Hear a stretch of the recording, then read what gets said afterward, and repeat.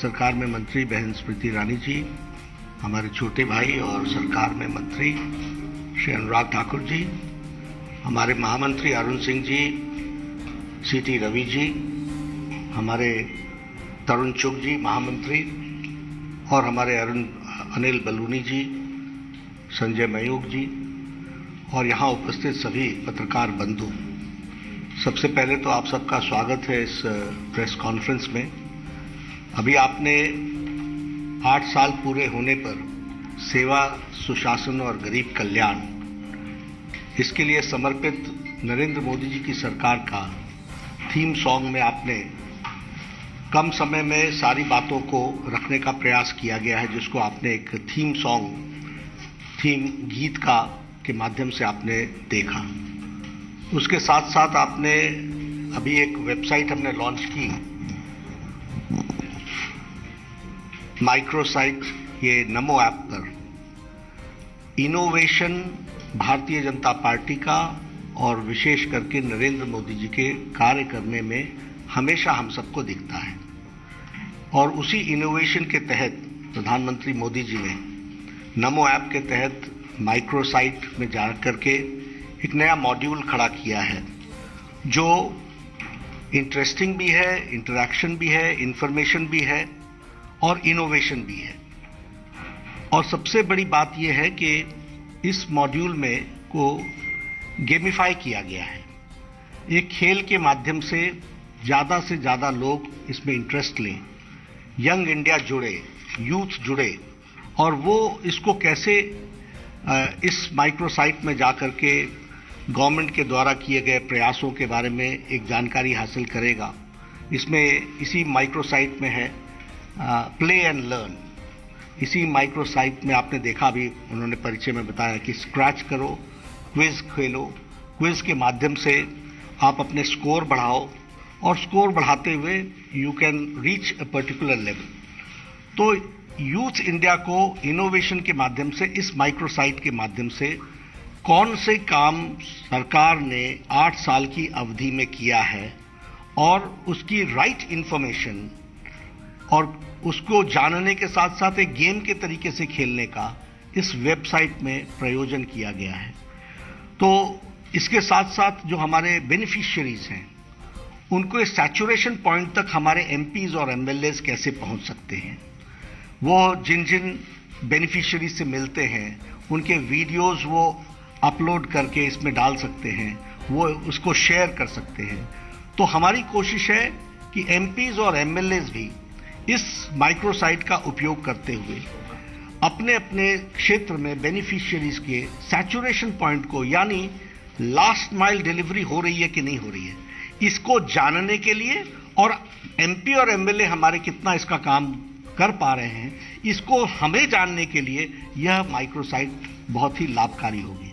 यानी we are trying कि इस इनोवेशन के माध्यम से हम पार्टिसिपेटिव बनाएं और हमारे जो इलेक्टेड रिप्रेजेंटेटिव्स हैं वो रिस्पॉन्सिबल तरीके से उसको रिस्पॉन्ड करते हुए लास्ट माइल डिलीवरी में अपना उपयोग कर सकें।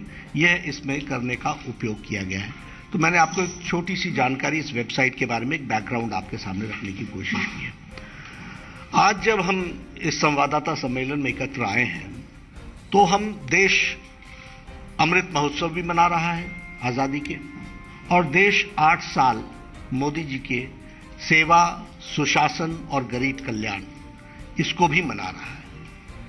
अब ये जो शब्द है सेवा, सुशासन और गरीब कल्याण, ये शब्द सिर्फ शब्द नहीं है, ये कोई ऐसे नहीं ढूंढ करके निकाले गए हैं। ये मोदी गवर्नमेंट की आत्मा है, ये मोदी गवर्नमेंट के काम करने का तरीका है, ये मोदी जी का, हमारे आदरणीय प्रधानमंत्री जी का सारे कार्यक्रमों को गवर्न करने के लिए किस दिशा में जाना है, उसका एक तरीके से कहिएगा कि यह इस बैकग्राउंड में उन्होंने चलने का निर्णय किया है। यह हमको इसमें से समझ में आता है। मैं जब अब कम समय में 8 साल की गाथा तो बताना बड़ा मुश्किल है और किसी के लिए भी इसको कहना बहुत मुश्किल है, लेकिन हम अगर पहली बात कहेंगे तो मैं मानता हूं कि आदरणीय प्रधानमंत्री जी ने भारत की राजनीति की संस्कृति बदल दी है। The culture of Indian politics has changed और सरकार के कार्य करने की शैली भी बदल गई। पॉलिसी पैरालिसिस से चलते हुए हमने एक लंबी यात्रा 2014 से लेकर के हमने एक लंबी यात्रा की है। Today we see a responsible government, today we see a proactive government, today we see pro responsive government, और यह हमारे अंतिम पायदान पे उसकी सेवा के लिए तत्पर दिखती हुई सरकार है। मोदी है तो मुमकिन है, यह परिवर्तन हमको देखने को मिलता है। अगर हम संस्कृति की बात करें तो जातिवाद, वंशवाद, परिवारवाद, तुष्टीकरण की राजनीति, ये सब चीजें, भ्रष्टाचार, अनाचार, इन सब को चैलेंज करते हुए और जिसको हम कहते हैं धत्ता दिखाते हुए, इसको कन्फ्रंटिंग फ्रॉम द फ्रंट, आगे से लड़ाई लड़ने की मानसिकता के साथ प्रधानमंत्री मोदी जी ने 8 साल में काम किया है। और क्या किया है?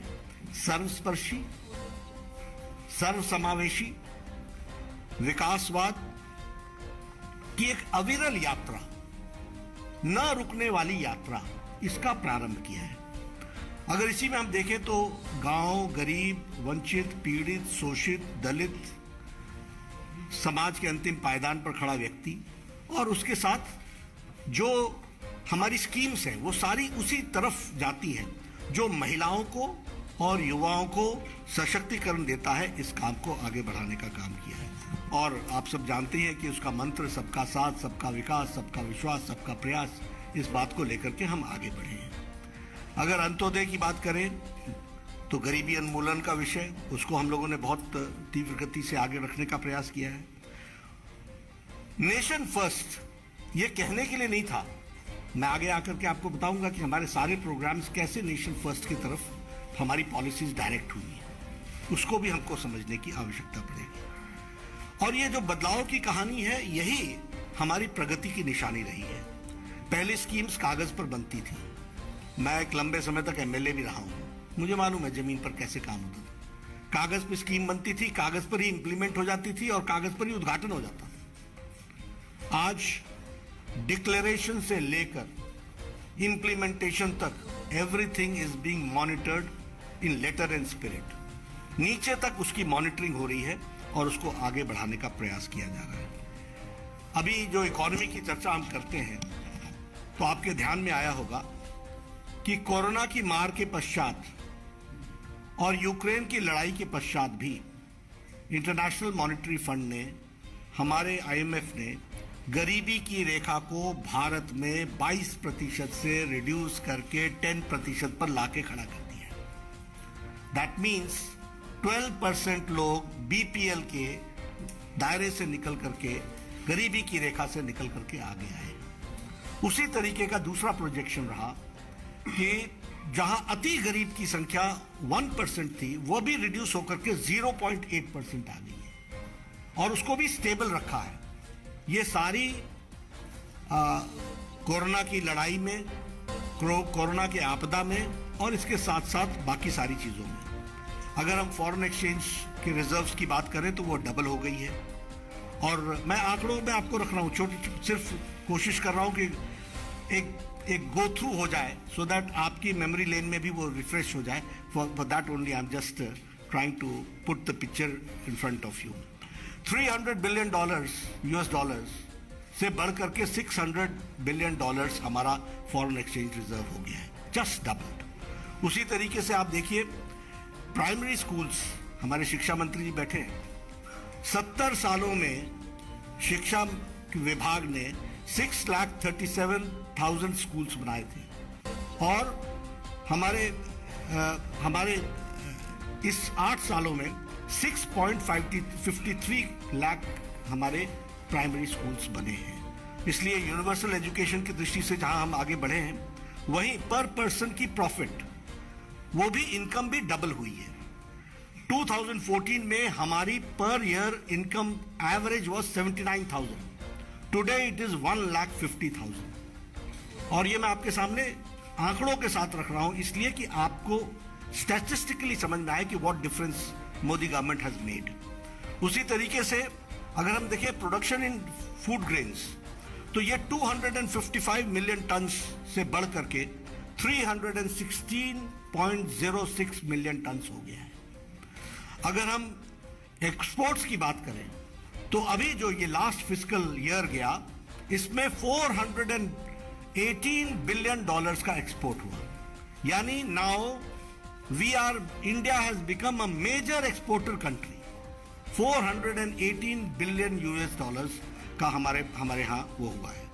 आईएमएफ का जो ग्रोथ रेट प्रोजेक्शन है, वो जहां अमेरिका का 4.4 है, तो इंडिया का 8.2% है।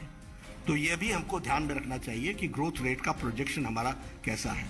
एग्रीकल्चर में हमने जो प्रोडक्शन है एक्सपोर्ट्स में, जो हम एक्सपोर्ट्स में वो 23% का इंक्रीज है। और एग्रीकल्चर बजट 23,000 करोड़ का होता था, आज 1,23,000 करोड़ प्लस है, यानी 10 टाइम्स से ज्यादा उसकी इंक्रीज हुई है। वह भी हमको ध्यान में रखना चाहिए। उसी तरीके से जो हमारा ग्रॉस डोमेस्टिक प्रोडक्ट है वह भी डबल हुआ है। 112.33 लाख करोड़ था इन 2014, now it is 232 lakh crore. ये हमारा ग्रॉस डोमेस्टिक प्रोडक्ट भी बढ़ा है। फॉरेन इन्वेस्टमेंट में हम 500 बिलियन डॉलर यानी 500 बिलियन यूएस डॉलर्स की इन्वेस्टमेंट हुई है हमारे यहाँ फॉरेन इन्वेस्टमेंट इंडिया में, और दिस इज 65% इंक्रीज। ये 65% की उछाल है, 65% इसमें बढ़ा है। जीएसटी कलेक्शन 1,67,000 लास्ट क्वार्टर में गया है, और यह भी अपने आप में रिकॉर्ड कलेक्शन है, वह भी हमको ध्यान में रखना चाहिए। ईज ऑफ डूइंग बिजनेस, ये 2022 के बाद हमारे पास 2020 के बाद स्टैटिस्टिक्स नहीं आए हैं, क्योंकि वो ईज ऑफ डूइंग बिजनेस का वो स्टैटिस्टिक्स निकालना बंद हो गया है। लेकिन last is it started from we were on the 142 number and the last was 63, we had reached 63, और आज 2022 में निश्चित रूप से हम और आगे ही बढ़े होंगे। उसके स्टैटिस्टिक्स हमारे पास नहीं है। उसी तरीके से हमारी 3 ट्रिलियन डॉलर्स की यूएस डॉलर्स की इकोनॉमी हमारी बनी है, और target is 5 trillion dollars economy हमको बनानी है।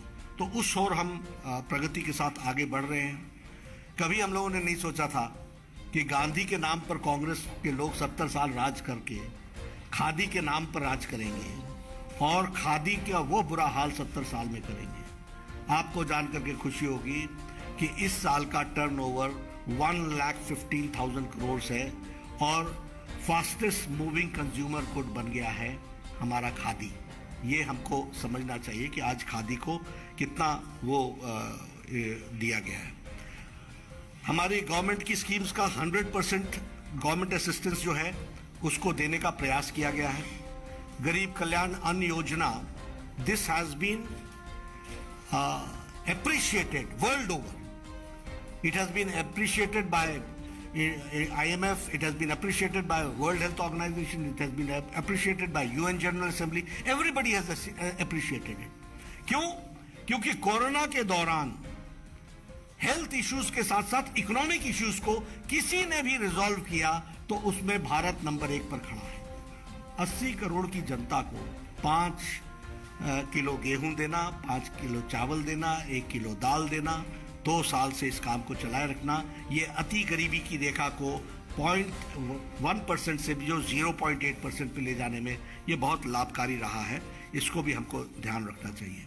किसान सम्मान निधि, हमारे कांग्रेस पार्टी वाले हर चुनाव में 10 साल के बाद वो गरीबों के लिए, किसानों के लिए वो कर्जा माफी का विषय उठाते थे, जिसका सारा इन्वेस्टमेंट 57,000 करोड़ बनता था 10 साल में एक बार। ये था इनका मैजिक, ये था इनका कांग्रेस का मैजिक। और प्रधानमंत्री जी ने 10 किश्तें 6,000 रुपए, 2,000 रुपए हर क्वार्टर पर अपने 10 किश्तें दी हैं, और 1,65,000 crore have been spent till date. और कल 11वीं किश्त आदरणीय प्रधानमंत्री जी शिमला के रिज मैदान से उसको रिलीज करेंगे, और 11 करोड़ किसानों को 1,80,000 has been given and in 10 instalments. And tomorrow, कल जो होगा वो 11वीं किश्त होगी। 700 जगहों पर हमारे बहुत बड़ा किसान सम्मेलन होगा। 700 प्लेसेस पे हमारे मिनिस्टर्स होंगे। शिमला के रिज मैदान से आदरणीय प्रधानमंत्री जी कल हमारे लाभार्थियों को एड्रेस करेंगे और वहां से वो 11वीं किस्त रिलीज करेंगे। हर एक कृषि विकास केंद्र में, कृषि विज्ञान केंद्र में, KVK में इसका कार्यक्रम होगा। और इसके अलावा पार्टी के द्वारा 700 प्लेसेस पर we will be organising this programme. तो इसको भी हम आगे बढ़ा रहे हैं। आयुष्मान भारत के बारे में बोलूं तो वर्ल्ड का एजेंडा है यूनिवर्सल हेल्थ केयर। वर्ल्ड का एजेंडा है यूनिवर्सल हेल्थ असिस्टेंस। ये वर्ल्ड का एजेंडा है, लेकिन आज दिन तक यूनिवर्सल हेल्थ एश्योरेंस देने में कोई देश कामयाब नहीं हुआ है। और वेस्टर्न वर्ल्ड तो इलेक्शन ही हेल्थ इश्यू पर लड़ती है, हेल्थ सिक्योरिटी पर लड़ती है। बहुत से प्रेसिडेंट्स आए यूएस के, सबने हर एक तरीके की बातचीत की, लेकिन आयुष्मान भारत 50 करोड़ प्लस यानी 40% ऑफ द इंडियन पॉपुलेशन।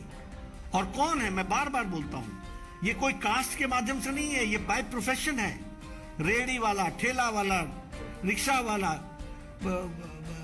फेड़ी लगाने वाला, रैग पिकर, ये बाय प्रोफेशन, बार्बर बेचारा जो बाल काटता है, जो रेडी चलाता है, ऐसे लोगों को, गरीब लोगों को चुन चुन करके 50 करोड़ लोगों को यह आयुष्मान भारत का 5 लाख का एनुअल हेल्थ कार्ड दिया गया है।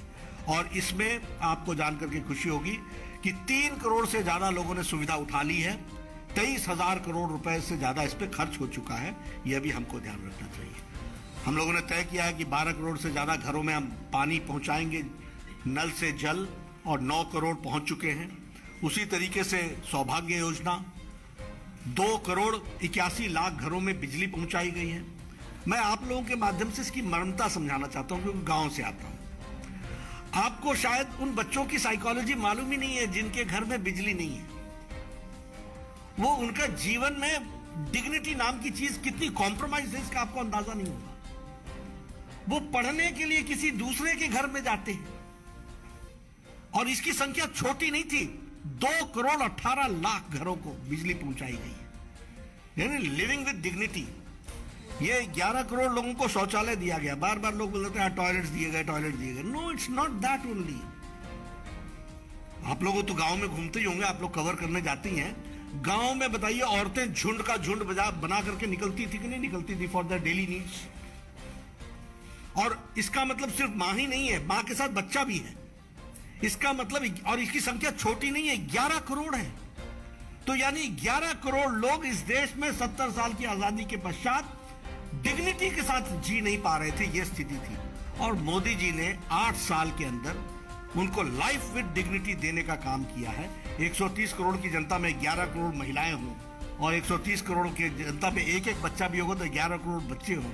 तो ऐसे देश को अगर हम कहें कि सेवा, सुशासन और गरीब कल्याण, तो इसका ट्रू अर्थ हमको इसमें से समझ सकते हैं, इसको हम जान सकते हैं। जल जीवन मिशन की मैंने आपसे बात की। हमारे बगल में बैठे हैं पूर्व के पेट्रोलियम मिनिस्टर। उज्ज्वला योजना इन्होंने आदरणीय प्रधानमंत्री जी के प्रेरणा से उसको शुरू की, 9 करोड़। और मैं तो बार बार लोगों को बोलता हूं कि हेल्थ का इशू देखिएगा तो पल्मोनरी डिजीज, और पल्मोनरी डिजीज के साथ साथ ये लंग्स का इन्फेक्शन, ये महिलाओं का कम हुआ। इतना ही नहीं, अगर शौचालय की बात करें तो वाटर बोर्न डिजीजेस कम हो गए, क्योंकि स्वच्छता आ गई। ये चेंजेस आए हैं, इसको हमको समझना चाहिए। इसलिए उज्ज्वला ने महिलाओं का सशक्तिकरण जिस तरीके से किया है, वह भी हम सबको ध्यान में आता है। 2.38 हाउसेज बने हैं प्रधानमंत्री आवास योजना में। अब मैं ही पहले एमएलए होता था, एक इंदिरा आवास योजना होती थी, 40,000 रुपए दिया जाता था। ये आपको ग्राउंड की बात सुना रहा हूं। और हमारे को बोलते थे कि नड्डा जी, आप एक पंचायत में 2 घर बता दीजिए, 40-40 हजार रुपए दे दीजिए। This was the pace of Awas Yojana. और आज प्रधानमंत्री आवास योजना 2 करोड़ 38 लाख घर बन करके तैयार दे दिए गए।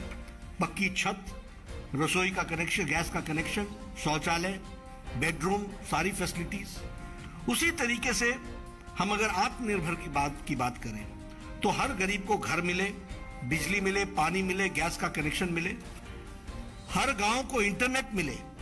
अब देखिए, आप और हम तो इंटरनेट में रहते हैं, इंटरनेट के युग में रहते हैं। पूछते हैं कहीं रात को गुजारना पड़ जाए तो हमारा पहला प्रश्न होता है यहाँ वाईफाई है, यहाँ पे जैसे एज इफ मेरी दुनिया ही समाप्त हो जाती है। This is our lifestyle.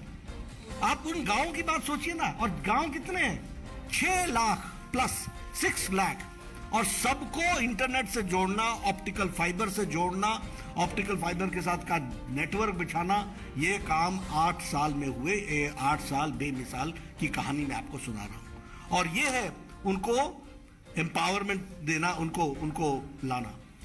मैं बार बार एमएलए का जिक्र करूंगा, लेकिन हमारा एक्सीएन हमको बोलता था कि आपके बजट में 40 लाख हैं, आपके 40 सड़कें हैं, आप बताइए 1-1 लाख सब में डाल दूं, या आप कोई 2 सड़क बताएंगे तो मैं 20-20 लाख दे करके 2-2 किलोमीटर 3-3 किलोमीटर उसको बना दूंगा। This was the plight, and today 6 lakh villages are being connected with all weather road. यह है प्रधानमंत्री ग्रामीण सड़क योजना का रूप, जिसको हमको समझना चाहिए। इसी तरीके से अगर हम इंफ्रास्ट्रक्चर की, बॉर्डर रोड्स की बात करें, तो हमारे पास 6,769 किलोमीटर्स की रोड्स और ब्रिजेस सिर्फ ये जिसको हम कहते हैं बॉर्डर एरिया में, चाइना के साथ लगे हुए बॉर्डर एरिया में 6,763 किलोमीटर्स की रोड बनी है। 15,000 मीटर्स की ब्रिजेस बने हैं जो उसको आगे बढ़ा रहे हैं। आपको ये भी मालूम होगा कि 100 सैटेलाइट्स एक साथ लॉन्च किए गए, कभी सोचा नहीं था, और भारत ने इसमें भी एक अपना स्थान स्थापित किया। चंद्रयान और मंगलयान के मिशन पर फोकस करके हम काम कर रहे हैं। विमेन की बात अगर हम करें तो उसमें भी सेल्फ हेल्प ग्रुप से लेकर के, सुकन्या योजना से लेकर के, मातृशक्ति की बात करते हुए, और यहां मैं आपके सामने एक बात जरूर बताना चाहूंगा। कभी आप लोगों को इसकी कल्पना नहीं हुई होगी, लेकिन मैं शेयर करता हूं। Right from conceiving of a woman till delivery with all complications, ये सारे की सारी चिंता भारत सरकार का है। ये आप इसको समझिए कि किस तरीके से मैटरनिटी इशू को, महिला के इशू को प्रधानमंत्री जी ने एड्रेस किया है। ये छोटी घटना नहीं है। The day a woman conceives, right from that day टीकाकरण शुरू हो जाता है। हर 2 सप्ताह बाद उसकी चेकिंग शुरू हो जाती है। वहां से डिलीवरी तक, डिलीवरी के लिए ट्रांसपोर्टेशन, इंस्टीट्यूशनल डिलीवरी करा करके वापस उसको पहुंचाना, उसको उसके लिए व्यवस्था करना, ये सारी चीजें भारत सरकार ने विमेन की डिग्निटी को ध्यान में रखते हुए करने का काम किया है। यह भी हमको ध्यान में रखना चाहिए। एक विषय मैं जरूर कहूंगा कि हमने संस्कृति की भी रक्षा की है, और चाहे वो भव्य राम मंदिर बनने का सवाल हो, चाहे वो भव्य काशी हो, चाहे हमारा भव्य और दिव्य काशी हो, महाभारत सर्किट हो, बौद्ध सर्किट हो, रामायण सर्किट हो, केदारनाथ का पुनरुद्धार हो, सोमनाथ का विकास हो, और स्टैच्यू ऑफ यूनिटी, यह भी मॉडर्न इंडिया का एक तरीके से भारत के इतिहास को प्रतिलक्षित करने का एक बहुत बड़ा एक केंद्र बना है। इसको भी हमको ध्यान में रखना चाहिए कैसा। और इसके साथ साथ मैं यह भी जरूर कहना चाहूँगा कि नेशनल हमारा ये डिफेंस का अपना war memorial, national war memorial कब का कॉन्सेप्ट था? 2014 में मोदी जी ने क्लियरेंस दी, 2019 में बना करके खड़ा कर दिया। ये सारी चीजों के प्रति जो काम हुआ है, पंचतीर्थ की बात हम करते हैं, मऊ से लेकर के लंदन में जहां डॉक्टर अंबेडकर पढ़े, वहां से लेकर के कहाँ उन्होंने अपना ये महापरिनिर्वाण हुआ उनका, कहाँ उन्होंने दीक्षा ली, ये सारी जगहों को पंचतीर्थ के रूप में विकसित करने का काम यह भी भारत सरकार ने आदरणीय मोदी जी के नेतृत्व में किया है। यह हम सब लोग जानते हैं। अगर हम दिवस की दृष्टि से देखें तो फिर संविधान दिवस, तो संविधान तो 26 नवंबर को निश्चित रूप से चर्चा में आ गया था, लेकिन संविधान दिवस मनाने का काम किया तो इस सरकार ने किया। सामाजिक समरसता दिवस का तय किया तो वह भी इस सरकार ने तय किया। विभाजन विभीषिका दिवस तय किया तो वह भी सरकार ने 14 अगस्त को तय किया। राष्ट्रीय एकता दिवस, उसको भी हमारी सरकार ने तय किया। जनजातीय गौरव दिवस, उसको भी हमारी सरकार ने तय किया। तो यानी ये दिवस भी अपने आप में भारत की संस्कृति और भारत के लिए काम करने वाले लोगों को, योग दिवस, इंटरनेशनल योग दिवस, वी वेंट ग्लोबल और दुनिया में उसका हमने एक स्थान बनाया, वो भी हम सबको ध्यान में रखता है। नॉर्थ ईस्ट की अगर हम बात करें तो नॉर्थ ईस्ट एक, जिसको हम कहते थे कि एक पिछड़ा इलाका, कटा हुआ इलाका, अलग से देखने का दृष्टिकोण, यह हमारी केंद्र की सरकार ने रखा था। उसकी मेन स्ट्रीमिंग अगर की गई है तो वह मेन स्ट्रीमिंग भी आदरणीय प्रधानमंत्री जी ने की है। बंद और ब्लॉकेड से निकल करके आज वह मेन स्ट्रीम में आज आया है। लगभग 50 टाइम्स हमारे प्रधानमंत्री जी का वहां दौरा हो चुका है। अब मैं ये नहीं कहूंगा कि पूर्व के प्रधानमंत्री जो असम से ही आते थे वो कितनी बार दौरा किए थे, लेकिन ये आप लोगों के लिए क्वेश्चन जरूर है कि आप जरा पता कीजिएगा कि what difference North East is making today, that we have to understand. उसी तरीके से अगर हम कहें नागालैंड का पीस समझौता 2015, NLFT का समझौता 2019, ब्रू रियांग का समझौता 2020, बोडो शांति समझौता 2020, कार्बी आंगलोंग समझौता 2021, ये सब पेंडिंग इश्यूज थे नॉर्थ ईस्ट के। But I am giving you just a brief picture year wise कि नॉर्थ ईस्ट के कितने समझौते भारत सरकार ने किए और वहां पर पीस लाने के लिए क्या क्या काम हुआ है। उसी तरीके से जैसे मैंने कहा कि 1500 करोड़ का एक स्पेशल बजट का प्रावधान नॉर्थ ईस्ट के लिए किया गया है। फॉरेन पॉलिसी की अगर हम बात करें तो इंडिया फर्स्ट, हमारी अपनी, हमारा इंटरेस्ट, देश का इंटरेस्ट, इसको ध्यान में रख करके उस पॉलिसी को भी बनाया है। पड़ोसियों के साथ विशेष ध्यान देने की योजना भी बनी। हमने अपने पड़ोसियों के साथ रिश्ते मजबूत किए, गहरे किए। और इतना ही नहीं, अगर कोई देश पर संकट आया तो हमारे लोगों ने फॉरेन पॉलिसी का उपयोग करते हुए, फिर चाहे अफगानिस्तान से लोगों को लाना हो, यमन से लाना हो, यूक्रेन से लाना हो, और छोटी संख्या नहीं है ये ऑपरेशन गंगा, ये राहत, ऑपरेशन राहत, ये छोटी संख्या नहीं है। 23,000 लोग आए हैं, 1400 सॉर्टीज लगी है, 140 सॉर्टीज लगी है। तो ये सारे काम को प्रोएक्टिव तरीके से करने का काम हमारी सरकार ने किया है। और ये सारे इवैक्यूएशंस इस बात को बताते हैं, कोई और देश ने नहीं किया, लेकिन हमारी सरकार ने किया। इसलिए हम कहते हैं we are responsive, proactive and we are responsible government. इसको हमको ध्यान में रखना चाहिए। कोविड की बात बहुत हो गई है, मैं फॉर्मर हेल्थ मिनिस्टर रहा हूँ। देश के, दुनिया के दूसरे कोनों से 20 साल, 27 साल, 28 साल बाद कोई वैक्सीन लेके हमारा देश आता था और उसके बाद वो पोलियो का, पल्स पोलियो का प्रोग्राम लेता था, टेटनस का प्रोग्राम लेता था, मलेरिया का प्रोग्राम लेता था, स्मॉल पॉक्स का प्रोग्राम लेता था, चिकन पॉक्स का प्रोग्राम लेता था। All these vaccines have reached India 20 to 30 years later। लेकिन कोरोना 2020 की जनवरी में आया और 2021 की जनवरी में प्रधानमंत्री जी ने 9 महीने के अंदर एक नहीं 2 वैक्सीन दी। 192 करोड़ ऑफ डोजेज तो दिया ही दिया है। मैं यहां आपके सामने ऐड करना चाहता हूं, 100 कंट्रीज को 18.5 करोड़ वैक्सीन हम लोगों ने पहुंचाई है, वैक्सीन मैत्री की दृष्टि से। यानी इंडिया अब लेने वाला इंडिया नहीं है, ये देने वाला इंडिया है। And 48 countries have got vaccine to the tune of 1 crore 50 lakh doses free of cost to 48 countries। तो यह भी हमने करने का प्रयास किया है। यानी भारत में तो लगे ही 192 करोड़ का डोजेज, और डबल डोज के साथ आप बूस्टर लेकर के भी तैयार बैठे हैं। यह देश को बदलने की स्थिति का एक बहुत बड़ा परिचायक है। यह हम सबको के ध्यान में आता होगा।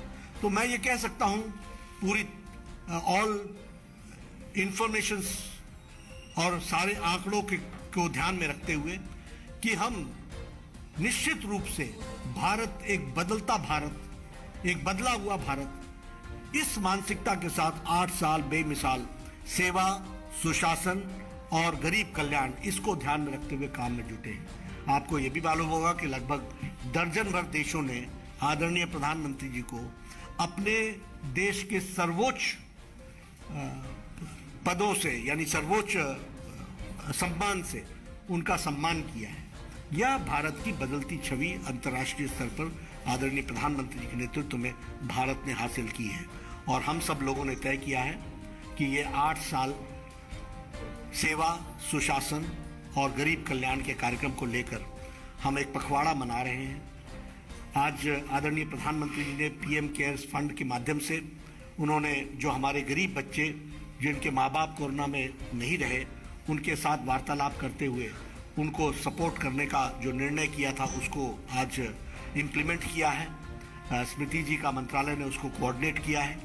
कल किसानों का कार्यक्रम होगा और उसमें वो किसानों को संबोधित करेंगे और इसके बाद हम हर दिन every BJP worker is going to devote 75 hours in 10 days for and we will focus, हम फोकस करेंगे different sections of the society. एक दिन महिला के लिए करेंगे, एक दिन एससी के लिए करेंगे, एक दिन एसटी के लिए करेंगे, ट्राइबल्स के लिए करेंगे, एक दिन ओबीसी के लिए करेंगे, एक दिन युवाओं के लिए करेंगे।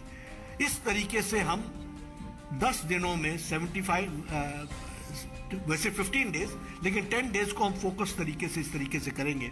तो ये हमारा 8 साल मोदी सरकार के विषय को पहुंचाने का है।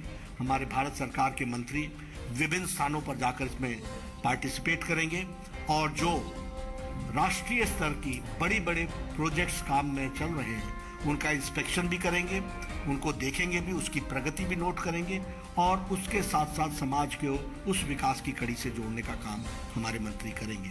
तो इस तरीके से हम लोगों ने जो 8 साल में काम किया, मैंने कोशिश की कि कम शब्दों में रखूं, आपके लिए ज़्यादा शब्द हो गए होंगे, लेकिन काम की श्रृंखला इतनी बड़ी है कि सिलेक्ट करते करते भी मन में हमेशा आता है कि यह पहलू छूट गया।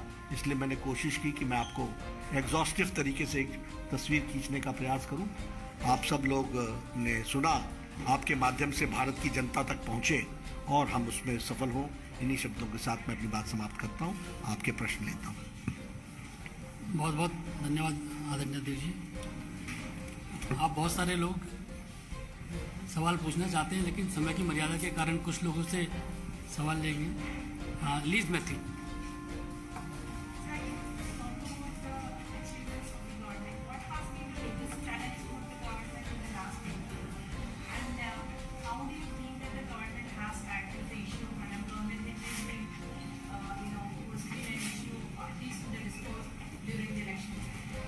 Your question is what challenges we faced during this process. What are the major challenges we faced?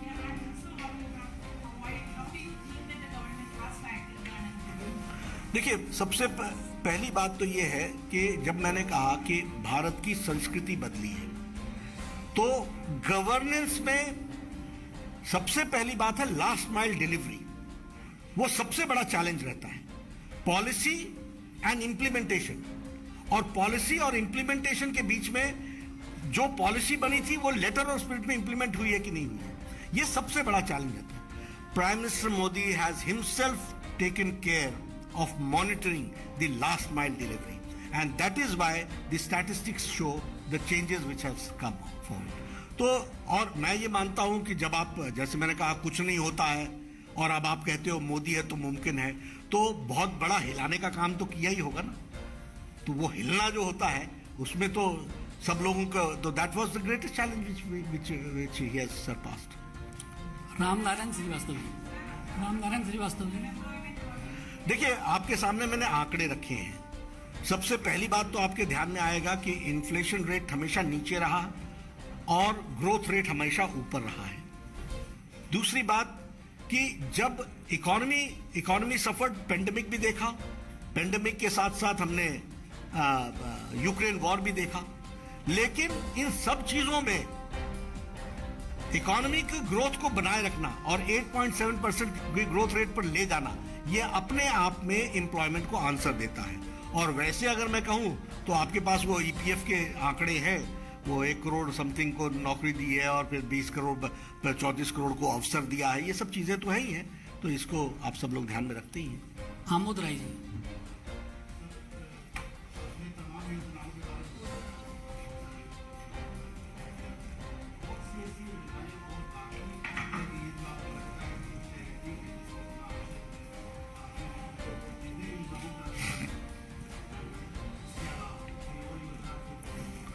देखिए, ये कंटिन्यूअस प्रोसेस है।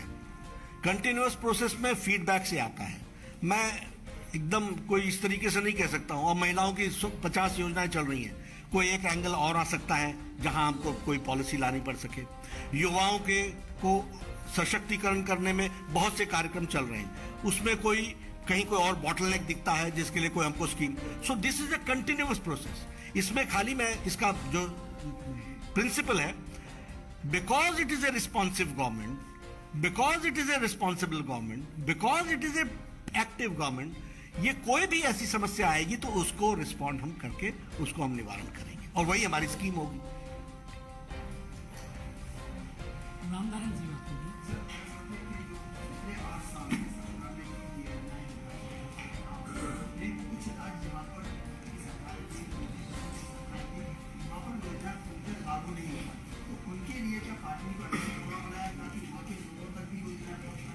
देखिए, हमारा जो संवैधानिक स्ट्रक्चर है यूनिटी इन नेचर है, फेडरल स्ट्रक्चर है।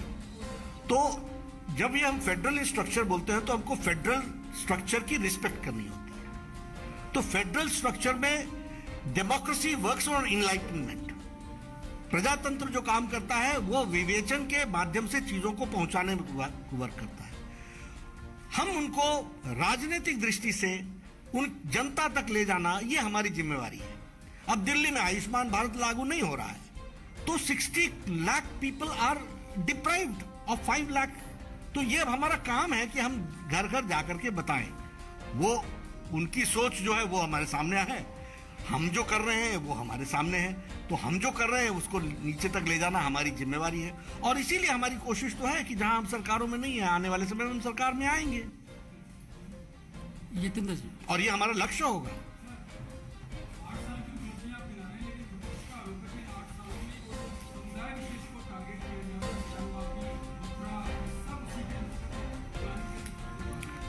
सबका साथ, सबका विकास, सबका विश्वास, सबका प्रयास, हम इसके तहत काम कर रहे हैं और जितनी भी बातें मैंने गिनाई वो सब उसी के तहत है। अब मीडिया वाले इश्यूज उठाते रहे तो वो तो मीडिया उठाएगी तो समाज सुनता है।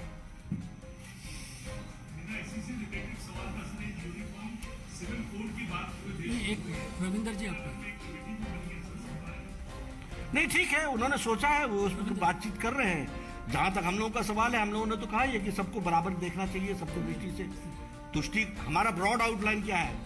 Justice to all, appeasement to none. ये हमारा बेसिक प्रिंसिपल है, इसके तहत हम काम करते हैं। रविंदर जी,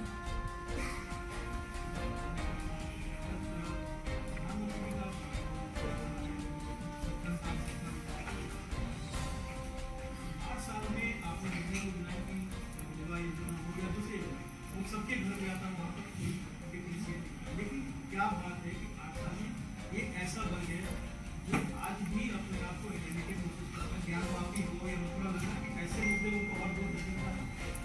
देखिए, राजनीतिक दल के तरीके से हम जब सोचते हैं तो हमारा मानना यह है कि हम सबको समावेश अपने साथ करेंगे। पहली चीज ये होती है कि हम उसके लिए तैयार हों, वो हम तैयार हैं। समाज में बहुत से लोग होते हैं, some respond earlier, some respond later, some respond after decades, some respond after when much time has passed. तो ये तो उन पर डिपेंड करता है। लेकिन हाँ, हमारा कंडक्ट अपना स्ट्रांग नेशन, वन नेशन, ये स्पष्ट है और उसमें सब लोग जो हैं उनको बराबर की भागीदारी और हिस्सेदारी। गरीब कल्याण बुराई में है, साल 2011-12 में जो कमेटी की जो रिपोर्ट थी उसमें 21.9% पूरी जनसंख्या का जो हिस्सा है वो गरीबी रेखा के नीचे है। और अभी जो 2022 अप्रैल में वर्ल्ड बैंक की रिपोर्ट आई है सर, उसमें यह कि अब जो रेट है वो 10% है, यानी कि लगभग 11.9% वो ही कम हो गई है। तो आने वाले समय में 2024 में अगर आपकी सरकार बनती है या 2024 तक फिर से रिपोर्ट आएगी तो उसमें क्या एक्सपेक्ट करते हैं सबकी? खत्म ही करना है हमको, तब तक रहना है, आपका समर्थन चाहिए। विकास भदौरिया जी, मेरा सवाल ये है कि लास्ट मंथ का जो ट्रेड डेफिसिट था 48.12 बिलियन डॉलर है, जो लक्ष्य रखा था इस सरकार ने, ये जो पेंडेमिक आया क्या उसकी वजह से ये लक्ष्य हासिल करने का जो समय सीमा है उसको बढ़ाया गया है मैसेज के साथ क्या हम लक्ष्यों में प्राप्त हमारी कोशिश है। अभी तक तो देखिए लड़खड़ाने नहीं दिया, इतनी बड़ा पेंडेमिक आया, यूक्रेन आया, सब कुछ आया, लेकिन हमारी कोशिश है कि हम कुछ उसको आगे बढ़ाएं। ऐसा है कि जब आप फ्लाई करते हैं तो वेदर कितना अच्छा है उस पर डिपेंड करता है। Let's see how the weather works, it's not only on us, तो बहुत सी चीज़ों पर डिपेंड करेगा, लेकिन हमारा इंटेंशन क्लियर है कि हमको जाना है as fast as we can. कितना क्या टारगेट अब ये इस तरीके का, देखिए ये तो मेरे को किसी इकोनॉमिस्ट से पूछना पड़ेगा, लेकिन हम आपको जनरल टर्म में यही बताएंगे कि we will go as fast as we can. Rahul Srivastava ji, एक minute, Rahul Srivastava.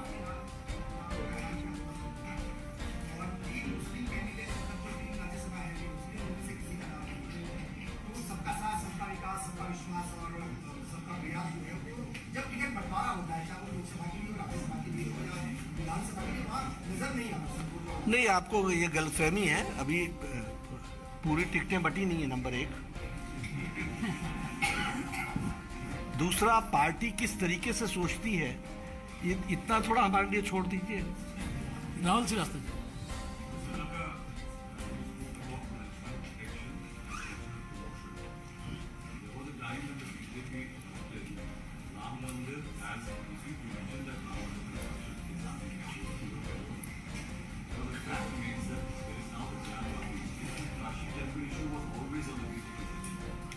You say that the temple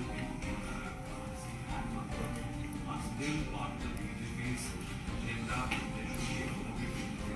देखिए, सांस्कृतिक विकास की बात हमने की, वो हम हमेशा करते रहे हैं, लेकिन ये इश्यूज जो है, ये इश्यूज भारत के संविधान और कोर्ट के तहत होते हैं, तो ये कोर्ट और संविधान तय करेगा। भारतीय जनता पार्टी उसको लेटर ऑफ स्पिरिट में इंप्लीमेंट करती है। नो एजेंडा कैसे, देखिए that we had gone for a resolution on Ram Janmabhoomi in Palampur resolution. After that there has been no resolution. Sukesh Ranjan जी, सुकेश वेंकट जी, आपका अभी एक मिनट, सुकेश जी, फिर उसका वेंकट जी। 8 साल सरकार में रहे हैं, पॉलिटिकली बहुत सक्सेसफुल रहे, लेकिन हम लोग ने देखा जब आप विपक्ष में थे तो जितने चेहरे बैठे हैं तो उतना महंगाई की सरकार को, यूपीए सरकार को बहुत खेलते थे।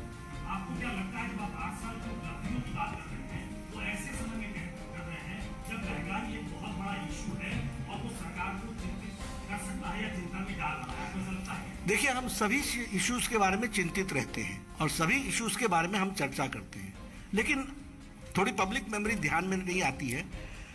कब लोगों ने टैक्स के लिए पेट्रोल के और डीजल में कटौती की? कब उन्होंने 3% से नीचे इन्फ्लेशन रेट को रखा?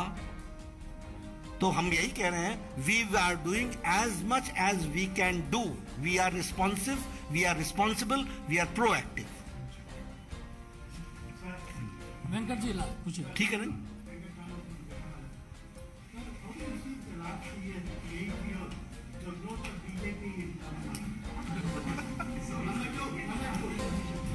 एक ही वेंकट जी, एक सवाल।